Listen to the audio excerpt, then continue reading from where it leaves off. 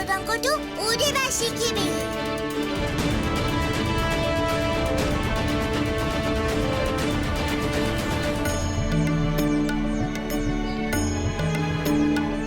କେତେ ସୁନ୍ଦର ଲାଗୁଛି ଏ ନଗର।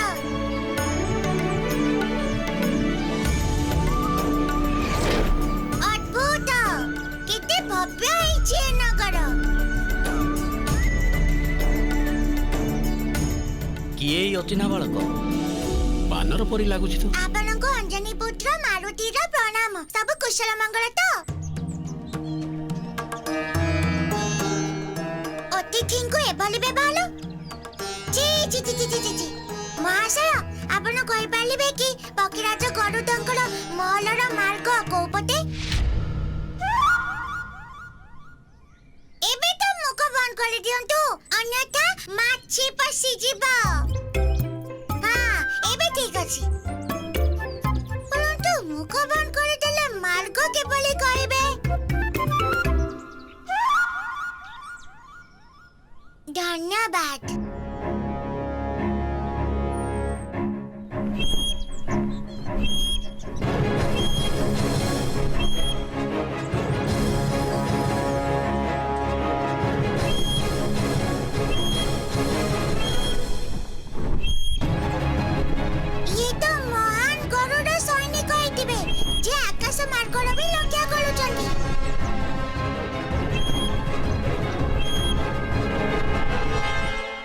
ସାବଧାନ!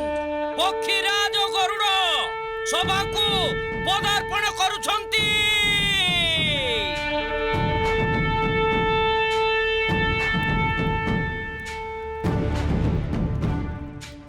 ଏଇଟା ମୋର ଭାବି ଗୁରୁ ପକ୍ଷୀରାଜ ଗରୁଡ଼।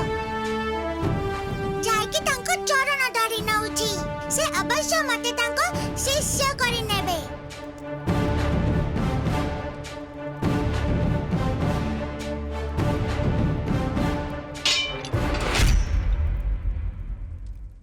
ଗୋଟେ ବାନର ବାଳକ ଗରୁଡ଼ପୁରରେ କଣ କରୁଛି? ଆପଣଙ୍କ ମହାରାଜ ପକ୍ଷୀରାଜ ଗରୁଡ଼ଙ୍କ ସହ ମୋର ଗୋଟେ କାର୍ଯ୍ୟ ଅଛି।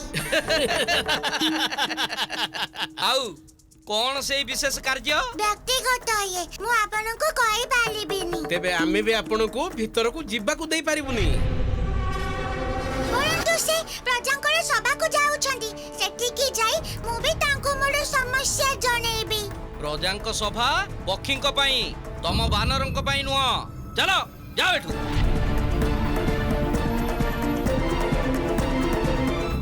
ଏ କିଭଳି ବିଡ଼ମ୍ବନା ପ୍ରଭୁ! ଆପଣଙ୍କ ଅଂଶ ମାରୁତିଙ୍କୁ ପକ୍ଷୀରାଜ ଗରୁଡ଼ଙ୍କୁ ଦେଖା କରିବା ପାଇଁ ଏଭଳି ଭାବେ ତିରସ୍କୃତ ହେବା ପାଇଁ ପଡୁଛି। କୌଣସି ବି ଜ୍ଞାନକୁ ପ୍ରାପ୍ତ କରିବା ପାଇଁ ମୂଲ୍ୟ ତ ଦେବାକୁ ପଡ଼ିଥାଏ ଦେବୀ। ଆଉ ଜ୍ଞାନ ପ୍ରାପ୍ତିର ଏହି ମାର୍ଗରେ ଅନେକ ବାଧା ଆଉ ନିରାଶା ବି ଆସିବ। ଏହା ହିଁ ନିୟମ। ପରନ୍ତୁ ପ୍ରଭୁ, ଯଦି ମାରୁତି ଗରୁଡ଼ ରାଜାଙ୍କୁ ଭେଟି ନ ପାରିବେ ତେବେ କିପରି ମିଳିବ ଜ୍ଞାନ? କିପରି ଶିଖିପାରିବେ ସେ ଉଡ଼ିବାର କଳା? ବଡ଼ରୁ ବଡ଼ ପର୍ବତକୁ ବି ଛୋଟ ଛୋଟ ପାଦରେ ଅତିକ୍ରମ କରାଯାଇଥାଏ। ଯାତ୍ରାରେ ବାଧା ତ ଆସିବ, ପରନ୍ତୁ ଧୈର୍ଯ୍ୟର ସହ ଅଟକି ନ ଯାଇ ପାଦେ ପାଦେ କରି ଚାଲିବା ଜାରି ରଖିବାକୁ ହେବ। ତେବେ ଯାଇ ଗନ୍ତବ୍ୟ ସ୍ଥଳରେ ପହଞ୍ଚିବ।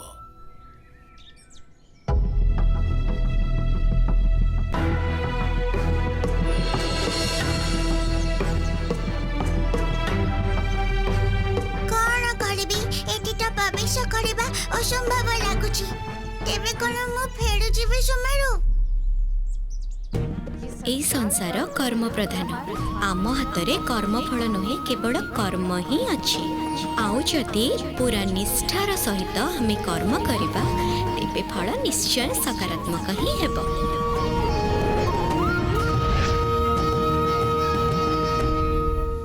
ଉଚିତ କଥା ମାତା, ମନେ ପକେଇ ତମର ବାଣୀ। ମାରୁତି ଗଲା ମାନି ଯେ ମୁଁ ପକ୍ଷୀରାଜ ଗରୁଡ଼ଙ୍କୁ ନିଶ୍ଚିତ ଭେଟିବି।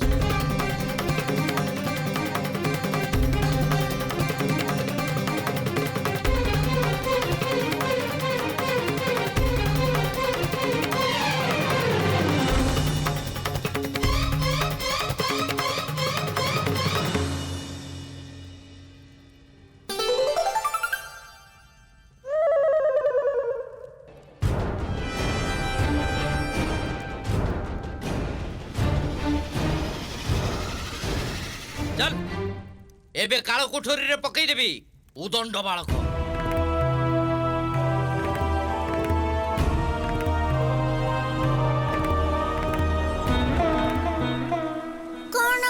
कौन करिबी आउ गोटे उपाय चल मारुति देखाई दे तो चमत्कार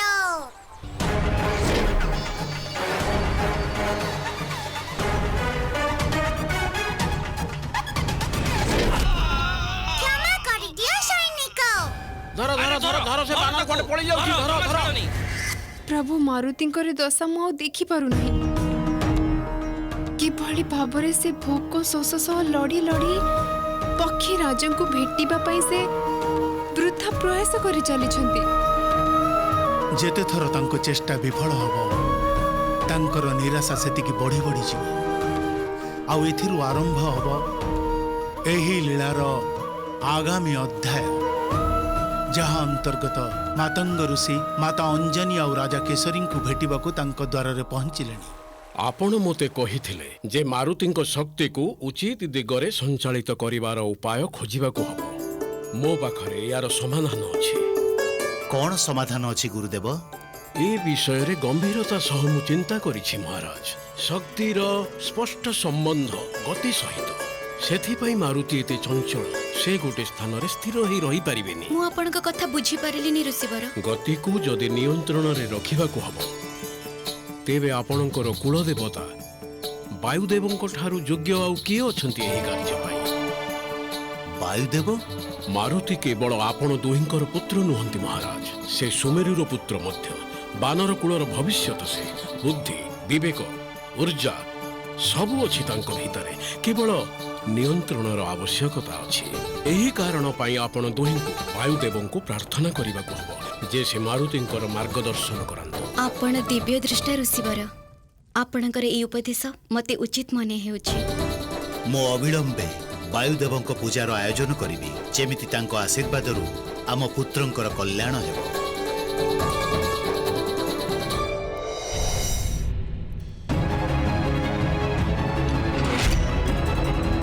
এপর্যন্ত তোতে আমি বালক বলি ছাড়ি দেউছিলু যদি তু পুଣି ଥରେ ଗରୁଡ଼ପୁରୀର ନିୟମ ଭାଙ୍ଗିବାକୁ ପ୍ରୟାସ କରୁ ତେବେ ତତେ କଠିନ ଦଣ୍ଡ ଦିଆଯିବ। ଆରେ ମୁଁ ଆପଣଙ୍କ ସହ ଭଲରେ କଥା ହଉଛି ଆଉ ଆପଣ ଅନ୍ତିମ ଚେତାବନୀ ତତେ ଦଉଛୁ ବାନର ଚାଲି ଯା ଏଠୁ ଅନ୍ୟଥା ଅନ୍ୟଥା କଣ କଣ କରି ନେବେ ଆପଣ?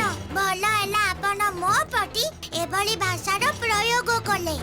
ଅର୍ଥାତ୍ ଅର୍ଥାତ୍ ଏପର୍ଯ୍ୟନ୍ତ ମୁଁ ଗରୁଡ଼ପୁରୀର ନିୟମକୁ ପାଳନ କରୁଥିଲି, ପରନ୍ତୁ ଏବେ ଜଣା ପଡ଼ି ଯାଇଛି ଯେ ଆପଣ ମତେ ଭାବି ଗୁରୁଙ୍କ ସହ ମୋର ଭେଟ କରାଇ ଦେବେନି। ଏପର୍ଯ୍ୟନ୍ତ ଆପଣ ଶାନ୍ତ ଆଉ ସୁଶୀଳ ମାରୁତିକୁ ଦେଖିଲେ, ଏବେ ହବ ଦର୍ଶନ ଉଦଣ୍ଡ ଆଉ ପରାକ୍ରମୀ ମାରୁତିଲ।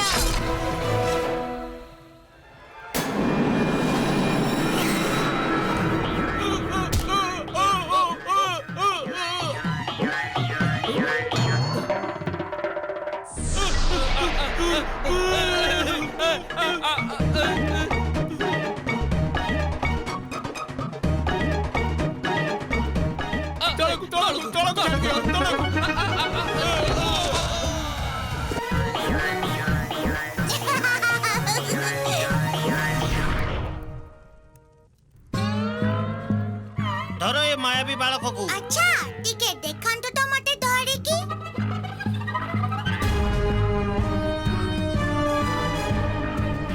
ଧର ଧର ଧର ଏ ବାଳକକୁ ଧର। କୁଆଡ଼େ ଗଲା ସେ ବାନର ବାଳକ? କଣ ହେଲା? ଲାଗୁଛି ଆପଣ ମାନେ ଭୋଜନ କରିନାହାନ୍ତି, ସେଥିପାଇଁ ତ ଦୌଡ଼ି ପାରୁନାହାନ୍ତି। ସୈନିକ ମାନେ ଗତି ବଢାଅ। ଚାଳ ବାଳକ, ଏବେ ଦେଖଉଛି ତତେ।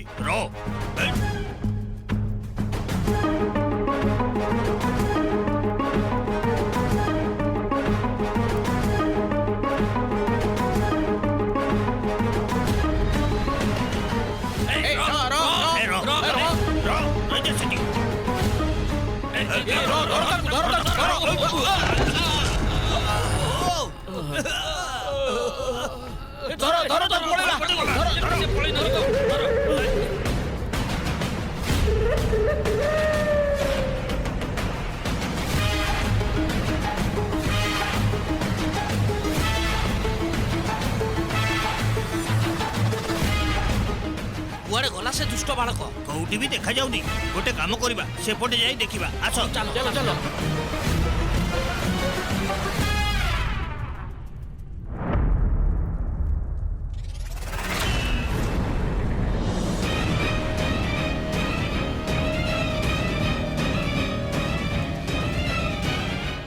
ଏବେ କୁଆଡେ ଯିବୁ ବାନର ବାଳକ?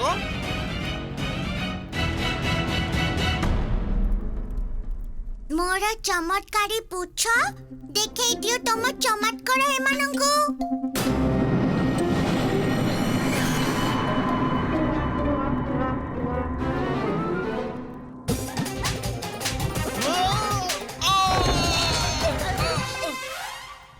किए से दुस्साहसी जी मो राज्यर उपवन रे प्रवेश करी उत्पात करुची ताको बंदी करी शीघ्र मो सम्मुखरे उपस्थित करा जाऊ।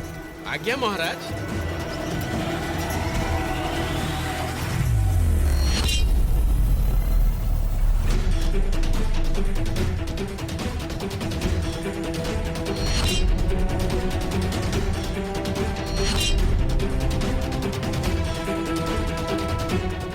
सावधान बानर, आत्मसमर्पण करिदे, अन्यथा तते बंदी करी नहीं आमर राजा महाराज गरुड़ଙ୍କ पाखर उपस्थित करिबी। हे गला मो काम। ओ एते गुड़े वीर योद्धा इमानक सह केमिति लड़ी पारिबो बानर बालक? देखो मु हार मानि नली। नहीं चलो बंदी कर दे निज महाराजଙ୍କ पाखकू। नहीं चलो।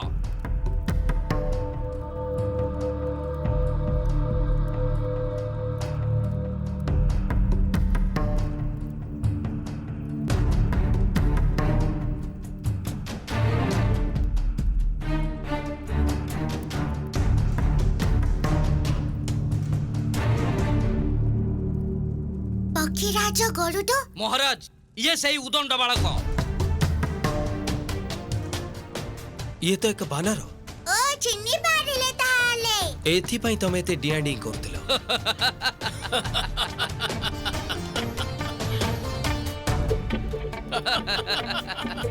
हे बानर बालक, गरुड़ पुरी तो एते उच्चतारे जे पक्षीଙ୍କ ବ୍ୟତୀତ ଏଠି କୌଣସି ବ୍ୟକ୍ତି ଆସି ପାରିବେନି। ମତେ ତ ଆଶ୍ଚର୍ଯ୍ୟ ଲାଗୁଛି ଯେ ତମେ ଏତେ ଉଚ୍ଚତାରେ ପହଞ୍ଚିଲ କିପରି। सर्वप्रथमे आपण मोर प्रणाम स्वीकार करंतु गरुड़ राज। मु केसरी नंदन अंजनी पुत्र मारुति। मते एठी पहुंचीबा पई बहुत संकट आसीची, परंतु मते आपनको भेटिबार तीव्र इच्छा टाणी आनिला। अच्छा आओ काहे की जागृत हला ए इच्छा? मते आपनको तो उड़ीबार कला शिखिबार अछि महाराज। कृपा करी आपण मते आपनको शिष्य करि दियंतु। उड़ीबार कला ए बानरर।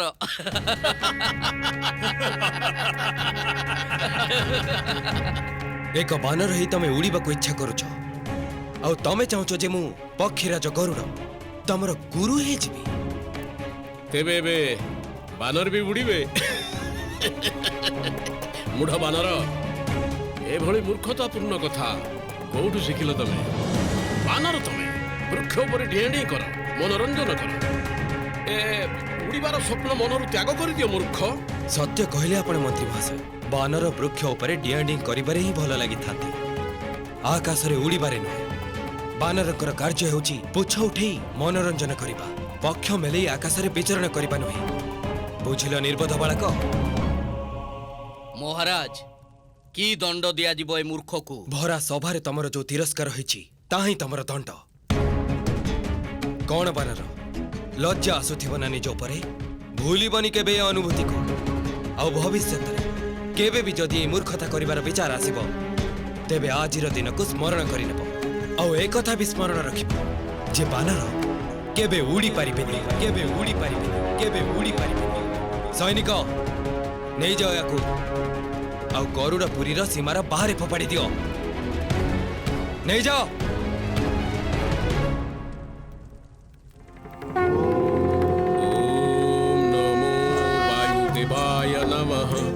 ओम नमो वायुदेवाय नमः। ओम नमो वायुदेवाय नमः। महाराज केसरी, देवी अंजनी, यज्ञ संपन्न हैला। एबे आपण दुहे वायुदेवଙ୍କ सम्मुखरे निजर प्रार्थना रखिपारिबे। हे वायुदेव, कृपा करी मो पुत्रंकर मार्गदर्शन करंतु, जेमिति तांकर प्रति पदक्षेप धर्म आ सत्य आड़क जीव। मो पुत्र को शक्ति दियंतु प्रभु, ता मार्ग रे आसीबा को थिबा सबु कठिनता को से सामना करि पारो। जा जा बानर, जोठु आसीचु सेई घन वन को फेरी जा तू। गरुड़ राजंकु निज गुरु करबा को आसीथिलु ना तू? हैं? शिक्षा मिली गला जे बानर केबे उड़ी पारंतिनी। प्राणदान मिली तते, चल जा फेरी जा।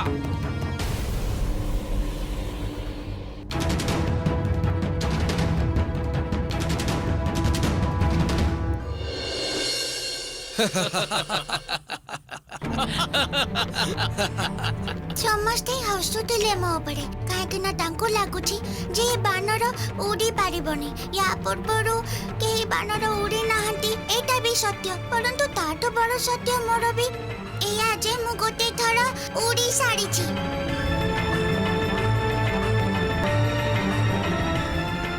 जदि से दिन बिना शिक्षा रे बिना कोनोसी गुरु रे उड़ी थिली, तेबे आजि काहे केनु?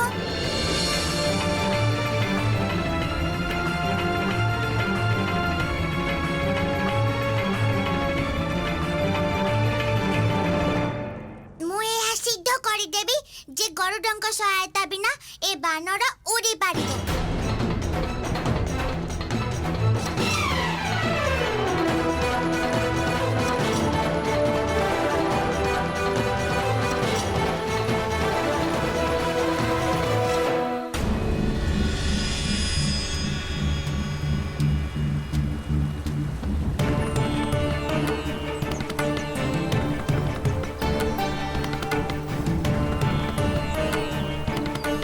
बानरकर कार्य होची पुछ उठे मनोरंजन करिबा, पक्ष मेले आकाश रे विचरण करिबा नुहे। आ एक कथा विस्मरण रखिबा जे बानर केबे उड़ी पारिबे। सैनिक नै जाओ याकू आ गरुड़पुरी रो सीमार बाहर फोपाड़ी दियो।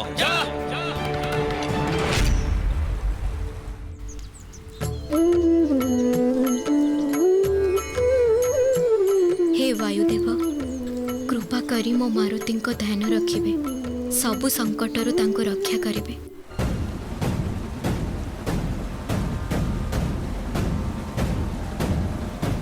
जा थोड़े हेइतिला ताहा दुतिया थोड़ा भी हेइ पारिबो। मु पुनी उड़ीबी।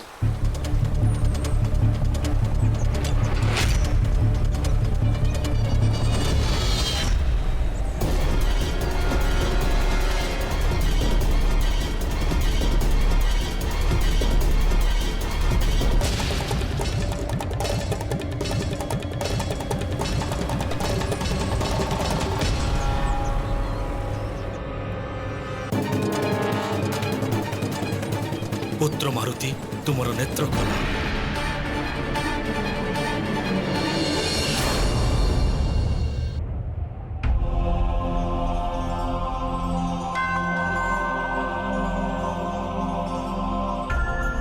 किया आपण को देवता की? मु तो वायु देव।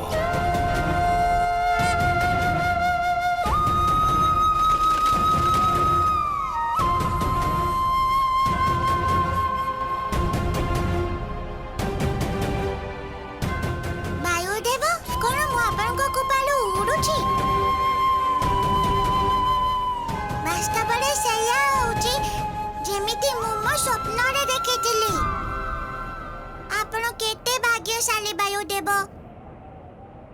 आपण उड़ी उड़ी ज्वाले इच्छा जाई बोलुचंती।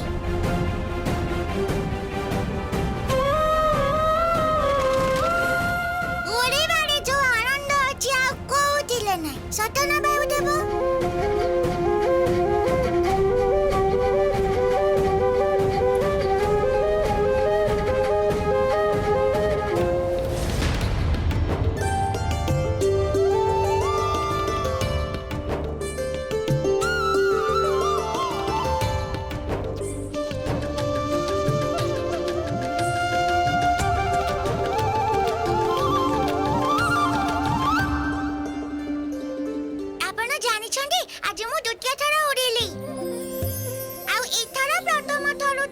ଅଧିକ ଆନନ୍ଦ ଆସିଲା। ଅଞ୍ଜଳି ପୁତ୍ର ମାରୁତିର ଧନ୍ୟବାଦ ସ୍ୱୀକାର କରନ୍ତୁ ବାୟୁଦେବ। ଦୁନ୍ଦୁଭି ସହିତ ମୋର ଯୁଦ୍ଧ ଚାଲିଥିଲା, ସେତେବେଳେ ଯେବେ ମୁଁ ଉଡ଼ିଥିଲି, କଣ ଆପଣ ମୋତେ ସେ କ୍ଷମତା ଦେଇଥିଲେ?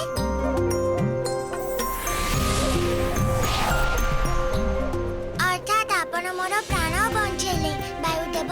ମୁଁ ଜୀବନ ସାରା ଆପଣଙ୍କ ପାଖରେ କୃତଜ୍ଞ ରହିବି। କୃତଜ୍ଞ କାହିଁକି ମାରୁତି? ତୁମେ ତ ମୋର ପୁତ୍ର। ଆଉ ଯେଉଁ କ୍ଷଣ ମୁଁ ତୁମକୁ ପ୍ରଥମ ଥର ଦେଖିଲି, ମୋର ହୃଦୟ ସ୍ନେହରେ ଭାବବିହ୍ୱଳ ହୋଇଗଲା। ମୁଁ ବାନରଙ୍କ କୁଳ ଦେବତା ପୁତ୍ର।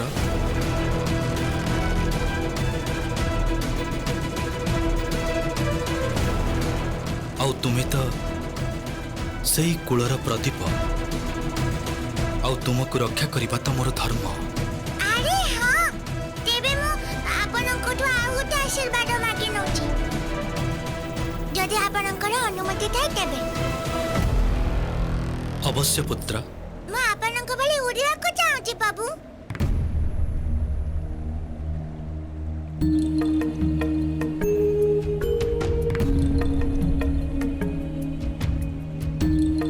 ତୁମର ଅଭିଳାଷ ମୋତେ ଜ୍ଞାତ ଅଛି ପୁତ୍ର, କିନ୍ତୁ ପ୍ରକୃତିର କିଛି କଠୋର ନିୟମ ଅଛି, ଆଉ ସେ ନିୟମକୁ ମାନିବାକୁ ଆମେ ସବୁ ବାଧ୍ୟ ହେଇଥାଉ। ଆଉ ଏହି ନିୟମ ଅନୁସାରେ ବାନର କେବେ ବି ଉଡ଼ି ପାରିବେନି। ବାନର କେବେ ବି ଉଡ଼ି ପାରିବେନି। ବାନରଙ୍କ କାର୍ଯ୍ୟ ହେଉଛି ପୁଛ ଉଠେଇ ମନୋରଞ୍ଜନ କରିବା। ଆଉ ଏଇଟା ସ୍ମରଣ ରଖିବ ଯେ ବାନର କେବେ ଉଡ଼ି ପାରିବେନି, କେବେ ଉଡ଼ି ପାରିବେନି, କେବେ ଉଡ଼ି ପାରିବେନି। ମତେ ଉଡ଼ିବାକୁ ହବ ବାୟୁଦେବ, ଆଉ ମୁଁ ଆପଣଙ୍କ ଆଶୀର୍ବାଦରୁ ଅବଶ୍ୟ ଉଡ଼ିବି। କୃପା କରି ଆପଣ ମତେ ନିଜର ଶିଷ୍ୟ କରିନିଅନ୍ତୁ। ମୁଁ ଆପଣଙ୍କୁ ବଚନ ଦେଉଛି, ଗର୍ବ ହବ ଆପଣଙ୍କର ଗୋଟେ ଦିନ ମୋ ଉପରେ।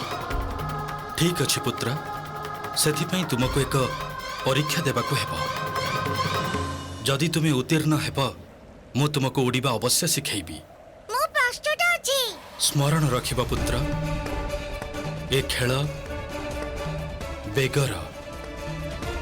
ମୁଁ ଦେଖିବାକୁ ଚାହୁଁଛି ତୁମ ଭିତରେ କେତେ ଚଞ୍ଚଳତା ଅଛି। କଣ କରିବାକୁ ହବ ମତେ? ଏଇ ଦେଖ ପୁତ୍ର,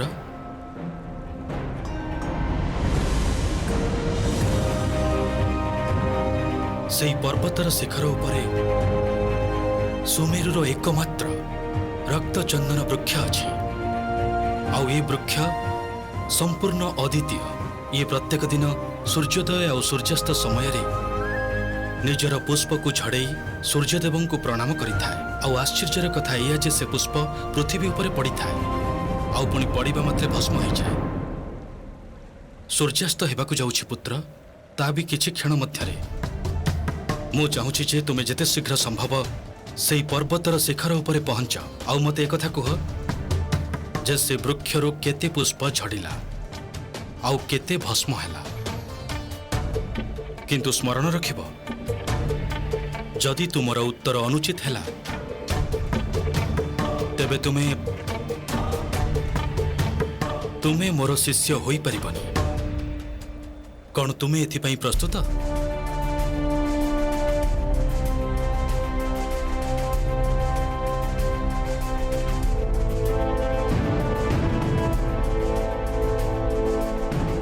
ମୁଁ ସ୍ୱୀକାର କରୁଛି।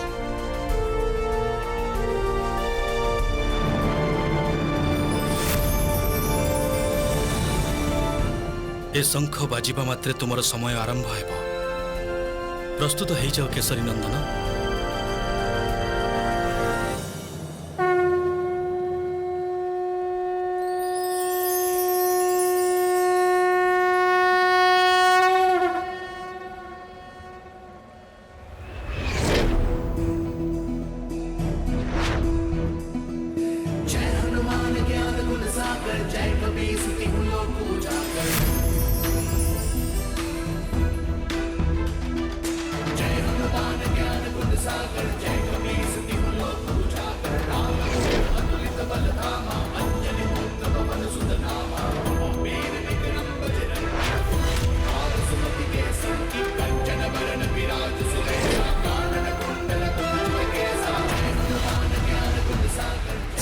सूर्यास्त हवा पाई केवल आउ किछि क्षण बाकी अछि।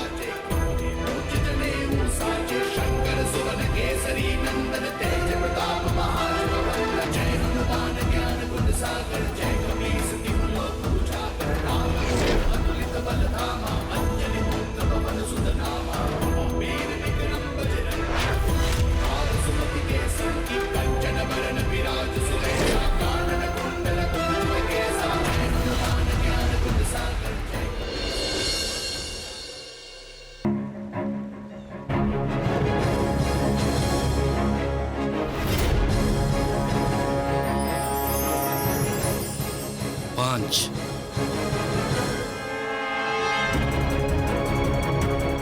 पांचटी पुष्प पड़िथिला पुत्र, किंतु दुर्भाग्यवशतः तमे कहि पारिलनि।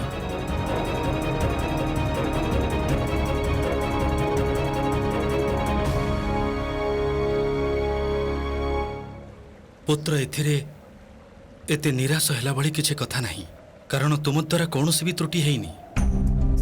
ये तो प्रकृति जे तुमको एभली बर ए देख से पक्षी मानंकु सेमिति करिछि। मु तुमको पूर्वर भी कहिथिली आमे सबु प्रकृतिर नियम को मानिबा को बाध्य हेइ थाउ, किंतु एक बानर होई भी जो बेग तुमे प्रदर्शन कल ताहा बहुत दुर्लभ।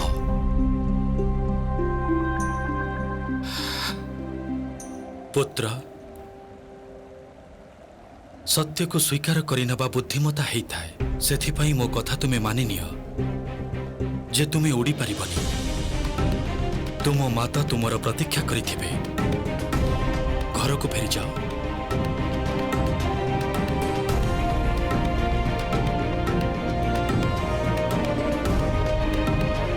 रुहन्तु वायुदेव।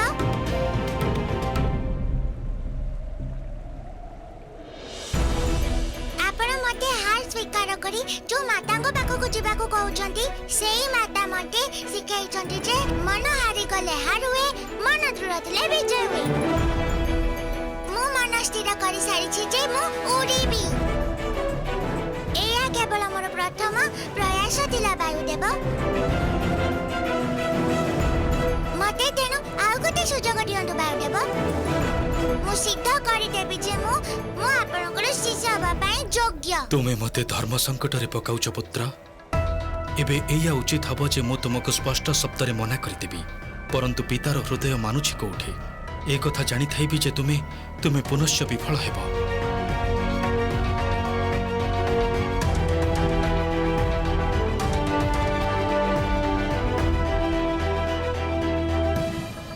ठीक अछि, मु तुमको एक अंतिम सुजोग देउछि।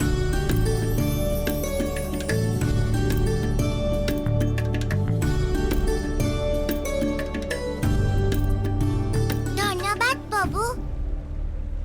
आपण जानि नाहंती जे आपण मो ऊपर केते बड़ कृपा करिसंती। एथिरे मोर भी स्वार्थ निहित अछि मारुति। मते मो पुत्र सहित किछि समय व्यतीत करिबार सुजोग मिलि जिवो। ठीक अछि, काली सूर्योदय पूर्वरु तुमर आउ मोर भेट पुनश्च हेबो।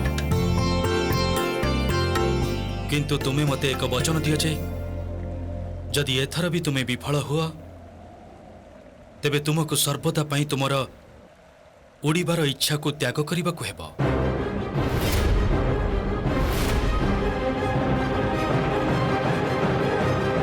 कौन तुम्हें यह स्वीकार करुछ? मु स्वीकार करूछि।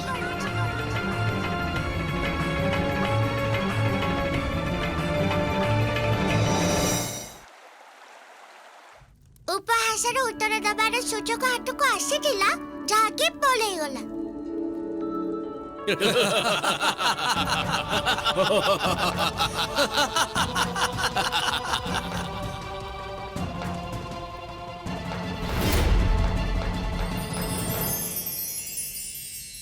मु तुमको एक अंतिम सुजोग देउछि। जदि एथर भी तुमे विफल हुआ तेबे तुमको सर्वदा पई तुमर उड़ीबार इच्छा को त्याग करिबाकु हेबो। किछि कथा नै, नुआ दिन नुआ सुजोग। कालीर परीक्षार मते सफल हबाकु ही हबो। କୋଉ ପରୀକ୍ଷା ମାରୁତି? ସେଇ ପରୀକ୍ଷା ମାତା ଯୋଉଥିରେ ମୁଁ ଥରେ ବିଫଳ ହେଇ ସାରିଛି। ସଫଳତା ବିଫଳତା ବିଜୟ ପରାଜୟ କେବେ ନିର୍ଣ୍ଣାୟକ ହେଇନଥାଏ ପୁତ୍ର। ଆମେ କେବଳ ଏତିକି କରିପାରିବା ଯେ ଯେବେ ଆମକୁ ସୁଯୋଗ ମିଳିବ ଆମେ ଶ୍ରେଷ୍ଠ ପ୍ରୟାସ କରିବା। ସୌଭାଗ୍ୟରୁ ମତେ ସୁଯୋଗ ପ୍ରାପ୍ତ ହେଇଛି ମାତା। ଆଚ୍ଛା, ଆଉ ଏଇଥର ମୁଁ ଜମା ବି ହାରିବିନି। ମୁଁ ମହାଦେବଙ୍କୁ ତୁମର ସଫଳତା ପାଇଁ ବିଶେଷ ପ୍ରାର୍ଥନା କରିବି। ଆଉ ତମେ ତ ଜାଣିଛ ମହାଦେବ ଜଣେ ମାତାଙ୍କ ପ୍ରାର୍ଥନାକୁ ଅଣଦେଖା କରନ୍ତିନି। ଆଚ୍ଛା, ଯଦି ତମେ କହିବାକୁ ଚାହୁଁଛ ତାହେଲେ ମୁଁ କଣ ପଚାରି ପାରିବି ଏ କୋଉ ପ୍ରକାର ପରୀକ୍ଷା ହେଇପାରେ? ମୁଁ ତମର କିଛି ସହାୟତା କରିପାରେ? ଗୋଟେ ଦୌଡ଼ ଅଛି ମାତା ଯୋଉଥିରେ ମତେ ପ୍ରଥମଠୁ ବି ଆଗକୁ ଯିବାକୁ ହବ, ପବନଠୁ ବି ଦ୍ରୁତ ଦୌଡ଼ିବାକୁ ହବ। ପବନ ଠାରୁ ବି ଦ୍ରୁତ? ତେବେ ତମକୁ ମନର ଗତିରେ ହିଁ ଦୌଡ଼ିବାକୁ ପଡ଼ିବ। ମନର ଗତି ଅର୍ଥାତ୍ ସମ୍ପୂର୍ଣ୍ଣ ସଂସାରରେ ସବୁଠୁ ଅଧିକା ଗତି ମନର ହିଁ ହେଇଥାଏ। ତମେ ତମ ନିଜକୁ ହିଁ ଦେଖିନିଅ। ଏଇ କ୍ଷଣ ତମେ ରୋଷେଇ ଘରେ ଭିତରେ ଥାଅ ଲଡୁ ସହିତ, ଆଉ ଦ୍ୱିତୀୟ କ୍ଷଣରେ କିସ୍କିନ୍ଦ ପହଞ୍ଚି ଯାଅ ମହାରାଜା ବାଳୀଙ୍କର ଗଦା ପାଖରେ। ଠିକ ନା? ତାହା ତ ସତ୍ୟ ମାତା। ଦୌଡ଼ରେ ସଫଳତା ପାଇଁ ବିଶ୍ରାମର ବି ଆବଶ୍ୟକତା ଥାଏ। ଚାଲ, ରାତି ହେଇଗଲାଣି, ବିଶ୍ରାମ କର।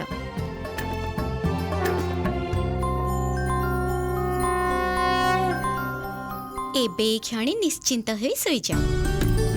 କାଲି ଯାହା ବି ହବ ନିଶ୍ଚୟ ଭଲ ହବ।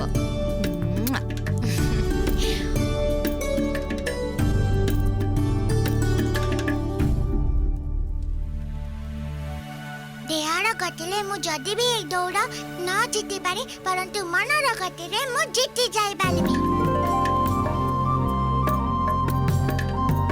ଆମ ମାରୁତିଙ୍କୁ ଉଡ଼ିବାର କଳା ଶିଖିବାର ଅଛି, କିନ୍ତୁ ତା ପୂର୍ବରୁ ତାଙ୍କୁ ନିଜ ମନର ଗତିକୁ ନିୟନ୍ତ୍ରିତ କରିବାକୁ ହବ। ଅଦ୍ଭୁତ। ବଡ଼ ବଡ଼ ସାଧୁ ମହାତ୍ମା ମାନେ ବି ଏଇ ପ୍ରୟାସରେ ଅଛନ୍ତି ନନ୍ଦୀ। ମନ ତାଠୁ ଭୟାନକ ଶତ୍ରୁ ବି ନାହିଁ, ଆଉ ତାଠୁ ଆନ୍ତରିକ ମିତ୍ର ବି ନାହିଁ। ଯିଏ ମନ ଉପରେ ବିଜୟ ପାଇଯାଏ ତାପରେ ଏ ସଂସାରର କୌଣସି ବି କର୍ମ ତା ପାଇଁ ଅସମ୍ଭବ ନୁହେଁ। ବହୁତ ବଡ଼ ରୋଚକ ଲୀଳା ଇଏ ପ୍ରଭୁ। ମାରୁତିଙ୍କ ଦ୍ୱାରା ନିଜ ମନକୁ ନିୟନ୍ତ୍ରିତ କରିବାର ଏ ଖେଳ ସତରେ ବହୁତ ମନୋରଞ୍ଜକ ହବ।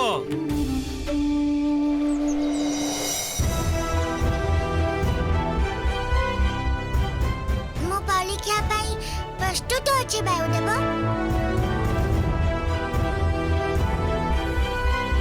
ଆଉ ଥରେ ପୁନଶ୍ଚ ମୁଁ ତୁମକୁ ସ୍ମରଣ କରି ଦଉଛି ପୁତ୍ର।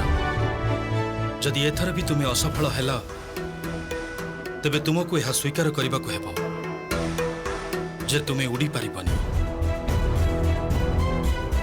ସୂର୍ଯ୍ୟୋଦୟ ହେବାକୁ ଯାଉଛି। ଠିକ୍ କାଲି ଭଳି ତୁମକୁ ପର୍ବତ ଶିଖର ଉପରେ ପହଞ୍ଚି ଗଣନା କରି ଏହା ଜ୍ଞାତ କରିବାକୁ ହେବ ଯେ ବୃକ୍ଷରୁ କେତେ ପୁଷ୍ପ ଝଡ଼ିଲା ଆଉ କେତେ ଭସ୍ମ ହେଲା। କିନ୍ତୁ ସ୍ମରଣ ରଖିବ, ଏ କାର୍ଯ୍ୟ ତୁମକୁ ସୂର୍ଯ୍ୟୋଦୟ ପୂର୍ବରୁ ସମାପ୍ତ କରିବାକୁ ହେବ।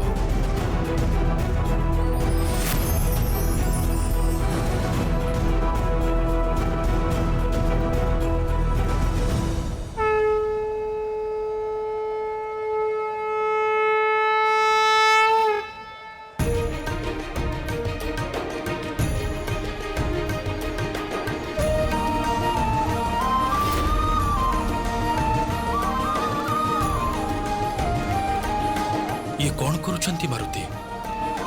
ପର୍ବତ ଆଡ଼କୁ ଦୌଡ଼ିବା ବଦଳରେ ଇଏ ଏଠି ଏମିତି ବସିଗଲେ କାହିଁକି?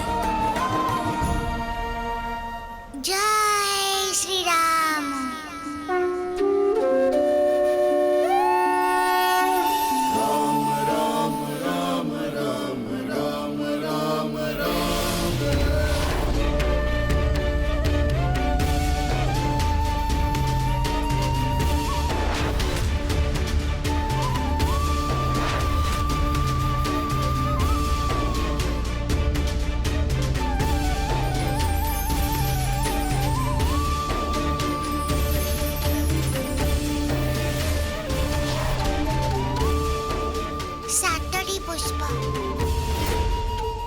ସାତଟି ପୁଷ୍ପ ତଳେ ପଡ଼ି ଭସ୍ମ ହେଇଛନ୍ତି ବାୟୁଦେବ।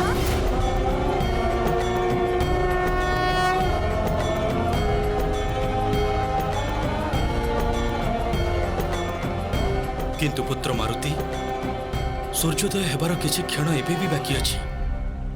ତୁମେ ତା ପୂର୍ବରୁ ଉତ୍ତର ଦେଇଦେଲ ତା ପୁଣି ଏଠି ବସି ବସି ଆସ ଯାଇ ଦେଖିବା ଯେ ତୁମ ଉତ୍ତର ଠିକ୍ ହେଇଛି କି ନାହିଁ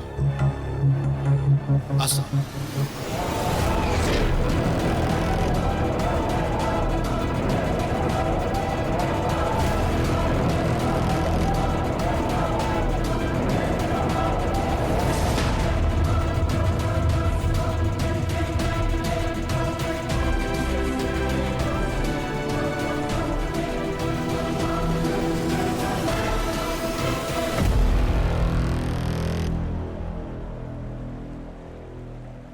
आश्चर्य एठी तो 7टी पुष्प अच्छी किंतु पुत्र तुम्हें एकथा किपरि जानिल जे 7टी पुष्प बोली तुम्हें तो सेठारु आसी भी नथिल शरीर स्थान रे मु एथर मो मन को दौड़ाइली वायुदेव कारण मनर गति सबुठु द्रुत होइताए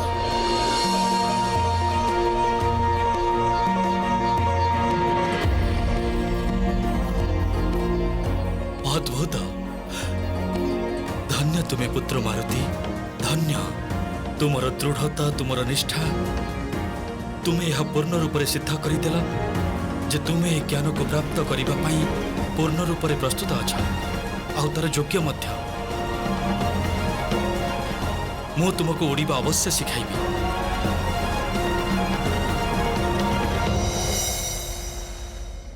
पथ अनेक रही थाए परंतु लक्ष्य मात्र गोटे जो भली गुरु ही थांती सही भली ज्ञान भी ही थाए अर्थात जदि तुम्हें मोठ पवन देवंकठू उड़ीबार ज्ञान प्राप्त करिब तेबे पवन रीति अनुसार ही करबा को हेबो कोन केबे पवन रीति जे भली भाबे पक्षी उड़ीबा पई निज पक्षर सहायता नियंती से भली भाबे मु भी मोर सप्त मरुत गणक सहायता रे ए समग्र संसार रे जीवन वायु प्रवाहित करिथा तेणु सप्त मरुत गण तुमको उड़ीबा शिखेबे कौन तुम्हें तांको भेटिबा पई प्रस्तुत मु प्रस्तुत अछि प्रतिभ्यां प्रथम स्कंदो द्वितीयश्चैवो भारखरे सोमे तृतीयो विज्ञेश चतुर्थे ज्योतिसंगेन ग्रहेषु पंचमेश सप्तर्षे पंचमंडले द्वैतो सप्तमश्चैव मातस्कंद परस्तु सह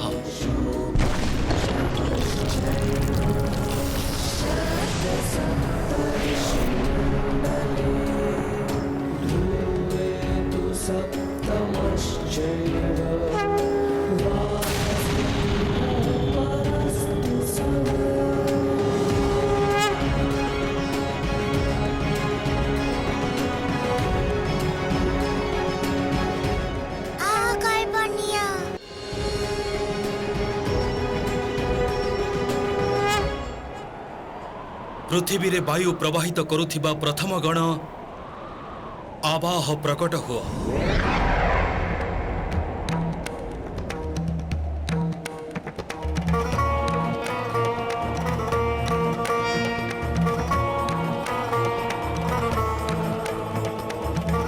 सौरमंडल रे वायु प्रवाहित करुथिबा द्वितीय गण प्रवाह प्रकट हुआ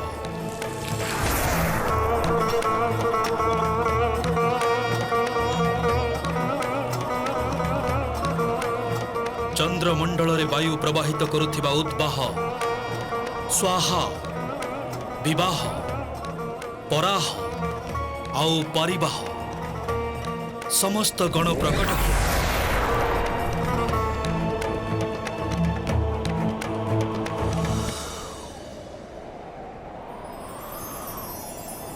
सप्त मरुतगण तुम समस्त को स्वागत हे वायुदेव कौन आम जापर कि आपण आमको कहीं आह्वान करिसेंती सप्त मरुतगण को मोर यह निवेदन तुम्हें समस्ते मो भितर विलीन हो जाओ जहाद्वारा मु सम्मिलित रूप से मारुति को उड़ीबार ज्ञान प्रदान करि परिबी ये आउ कोनोसी स्वप्न नुहे तो